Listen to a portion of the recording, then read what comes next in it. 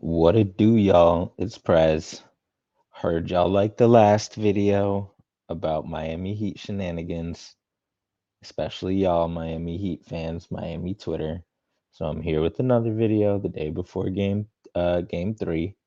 This time to look at the threes that were central to the Heat's game plan. 3-point variability, uh, making a bunch of threes.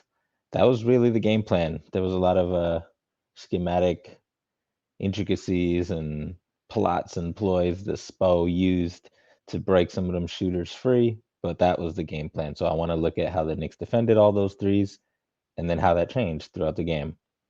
Let's get it. We're literally just going to go 3 by 3. They took 49 threes, which is a lot. So, beginning of the game, Brunson shows and then gets back to his man, Strus, and then Barrett has to chase Vincent around the screen. So we know the Knicks are showing and recovering in certain situations with Brunson. Here it's just a scramble situation, and the Knicks kind of just leave Kevin Hart. Hart still gets out for the good contest because he's pretty big and pretty fast.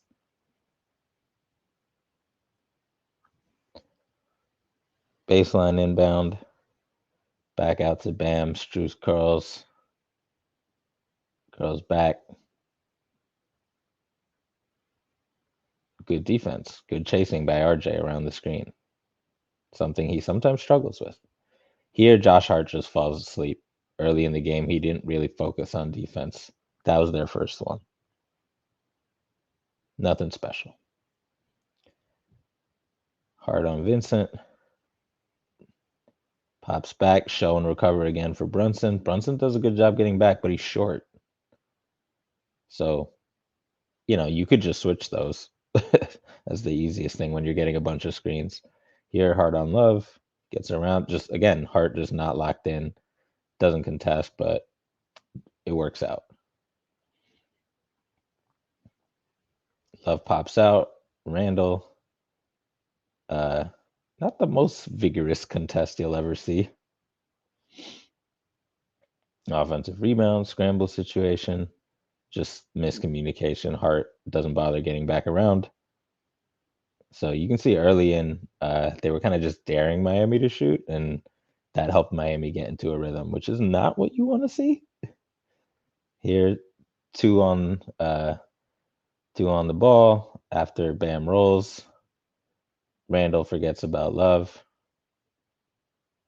Again, they get away with it. So not the tightest 3-point defense in the world in the first quarter. There again, good defense by Brunson. Just really good shot. Just Strus can do that sometimes. Lowry wrong foots RJ and Hart, but tough transition 3. Maybe old Lowry makes that.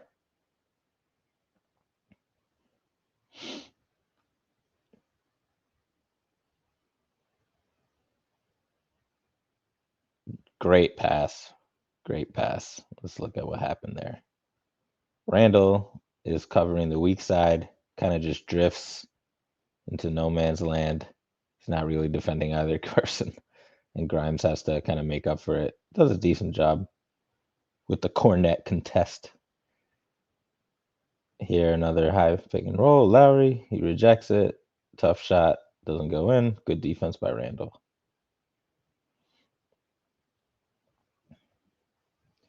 Just very basic stuff from the Heat, like in semi transition. The Knicks aren't really matched up. Obi's comes off his man to help.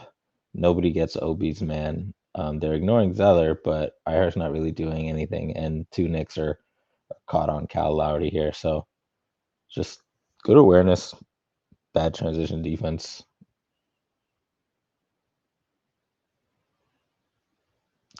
Quick is in now. Ihart's in a little bit of a drop, and we see this early on in the game. The Knicks started out kind of dropping on the Heat shooters, which doesn't make sense. Still gets a decent contest because he's big.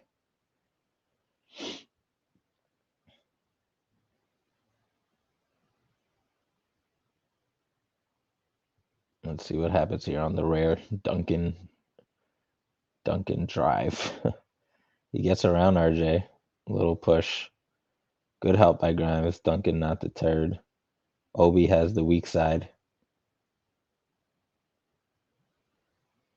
Quick guess there, but not in time, but they missed the shot anyway. So at this point, the results have been good. The process has been shaky as we enter the second quarter.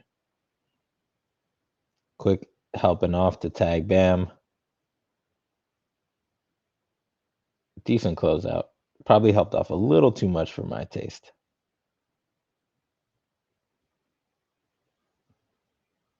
Again, Duncan, a lot of Heat just try to shoot over Brunson because he's short, but that was good defense by Brunson. Grimes chasing Duncan, chasing again. Mitch, let's see. He's not quite in drop. He's not quite defending the three, which is annoying. Just put your hand up, dude. Like you're 7'1" with a bazillion foot wingspan. Here, Lowry's driving. Brunson trying to keep up. Grimes trying to keep up. And then this is just like, all right, dude. I don't care who's shooting that. It's a bit of a bullshit three, unless it's like Dame or something. Here, Josh Hart falls for the give and go. Again, not good process, but the Heat missed, so you'll take it.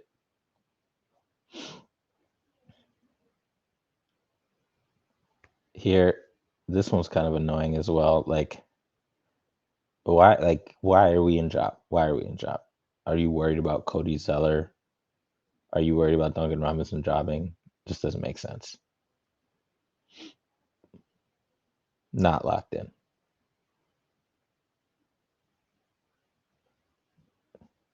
Similar situation here. Again, Mitch sees the screen. Brunson does his best to get around the moving screen. And Mitch is in drop for I don't know why.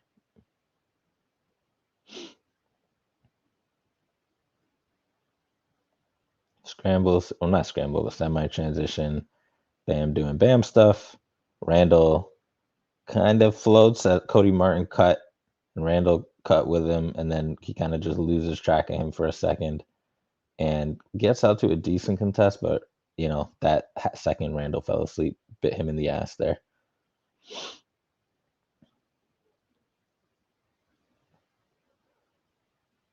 Similar situation.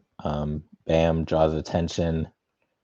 I would like to see the Knicks not help on Bam as much. He's really not good at scoring right now. So like if he gets on a hot scoring streak that is not, Bam driving and finishing and Bam mid-range are both pretty low percentage for playoffs proposition. So I wouldn't really worry about him.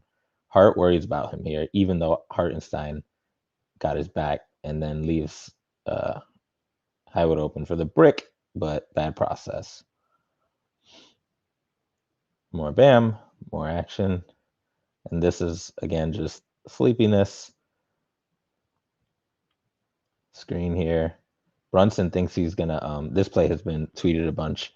Brunson thinks it's not going to pop. He gets confused and ends up leaving Kevin Love wide open. So that's a layup for Kevin Love. So that was the first half. You could see there was a combination of dropping when we don't have to, not switching when we probably could, and just generally not being locked in. And yeah, it was not the tightest. It could have actually been worse, even though they made a bunch of threes. So the Knicks might have got off easy in the first half.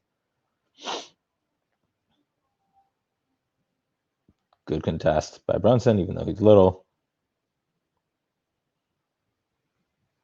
Again, two on the ball there, worried about Brunson, or like three really.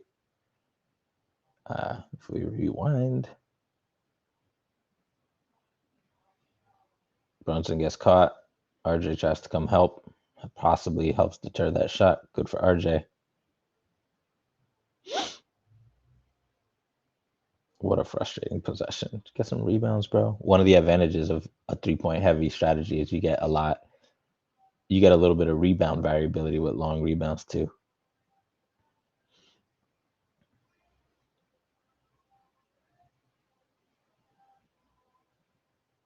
Just Kevin Love wide open off the hook rebound. Usually will make that.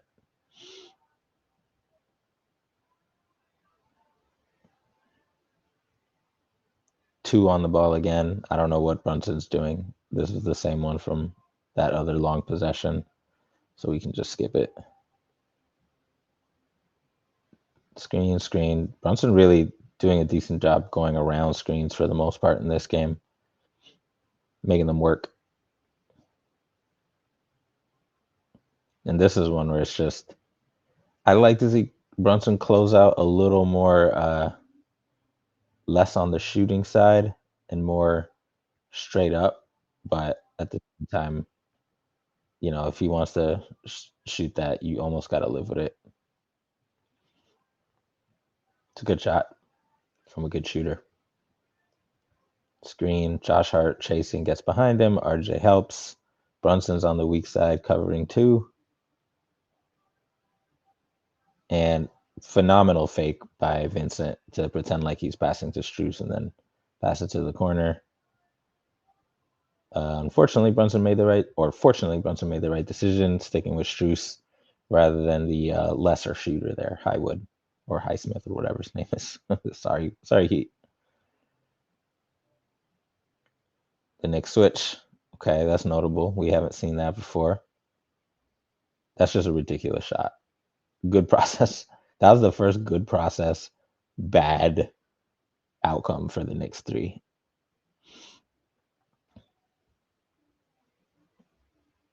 That was another one. Good defense by Randall. I like my odds, just letting Randall stick these dudes on the perimeter. He's good at that. Transition. Randall sleeping. Grimes helps off Larry to go back to Bam. Gets back. And then, Bam. Again, too much attention to Bam. I get it. He's their all-star, whatever. But, nobody's taking anybody here. And you can't leave Duncan Robinson trailing. Brunson's pissed. They get lucky. Goes around the Bam screen. That's just tough. Just tough. Good, solid defense. If he makes that, you tip your cap. Now we're in the fourth quarter. Quickly, then. RJ chasing Duncan. Now a switch. Quickly gets back, double team. And then, Jesus Christ, phenomenal pass. Obi's on the weak side, defending two. Obi is split. Obi thinks he's going to pass to the top for some reason. And then Grimes thinks the same thing, and they mix up. RJ tries to help. Good shot. Just bad communication. Transition again. Hartenstein. Good defense. What a game from Hartenstein. We didn't get the beginning of that play, but Lowell, Kyle Lowry, Grimes just knows what he's doing. Awesome touchdown pass from Hartenstein. We love to see it. It's not what this video is about, but we still love to see it. RJ steps up. They inadvertently switch. Grimes is not really on anybody right now, but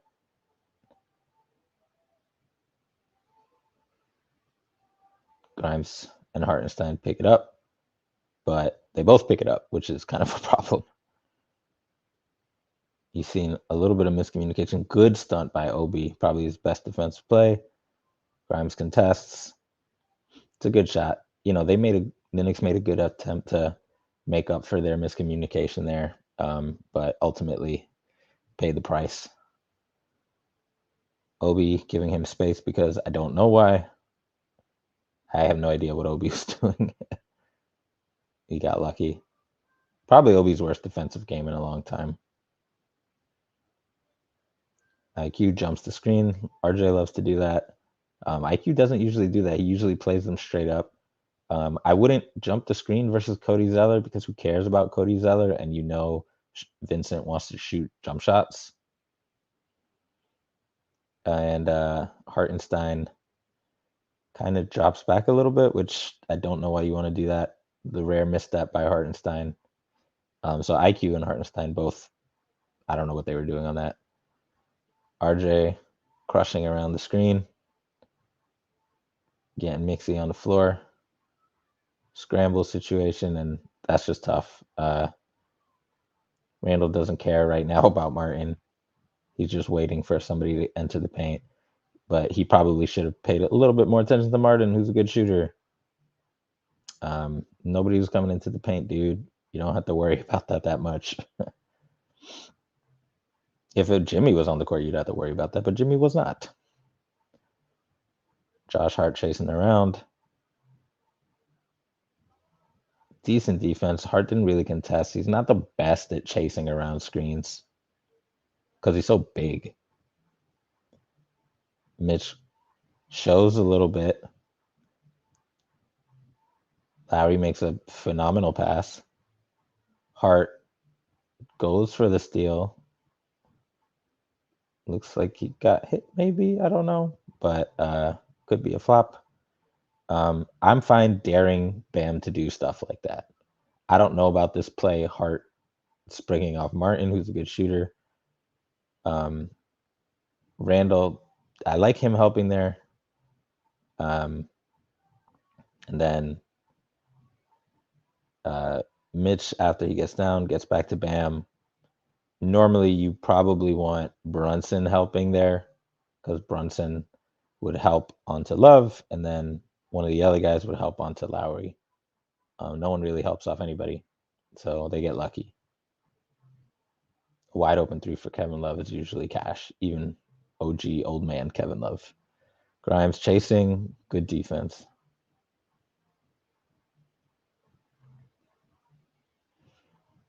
Scramble situation. End of the game, desperation. Guys rotating. Let's see, Randall's on Martin.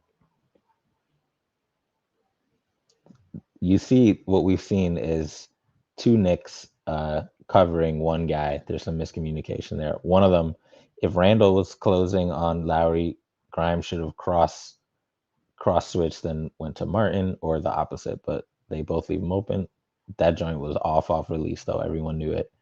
So that was pretty much it for the Knicks 3-point defense. It wasn't one thing. It was a mix of just miscommunications and laziness, sometimes schematic differences like being in drop or showing and recovering and giving too much attention to Bam. So I think the Knicks can clean up both on the tactical side and on the execution side going into game 3. With Jimmy, they'll still take a lot of threes, but it won't be quite as, I don't expect them to take 50 threes in the game with Jimmy Butler. So they might have it a little easier in that respect. But, even though it felt like, Jesus Christ, I forgot about that Duncan Robinson 3 at the last minute. Let me run that back.